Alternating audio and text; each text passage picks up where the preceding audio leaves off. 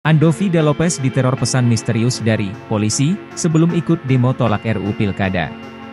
Sejumlah publik figur termasuk YouTuber, Andovi Da Lopez turut hadir di depan gedung MPR, DPR, Jakarta Pusat untuk berdemo terkait penolakan RUU Pilkada pada Kamis, 22 Agustus 2024. Namun, ia mengaku sempat mendapat pesan misterius sebelum datang untuk berdemo. Dikatakan Andovi, pengirim pesan tersebut mengaku dari Bareskrim Polri. Sementara isi pesan yang dia terima yakni dirinya dituduh menjadi provokator untuk melakukan aksi kekerasan saat berdemo. Gua didakwa sebagai penyebar ajakan aksi kekerasan, padahal dari tadi di sini gua nyantai. Menyemangati anggota DPR tercinta yang bisa meeting dengan sangat cepat. Hebat sekali, tuturnya. Namun, ia tak mengetahui kebenarannya apakah nomor tersebut benar dari aparat kepolisian atau bukan.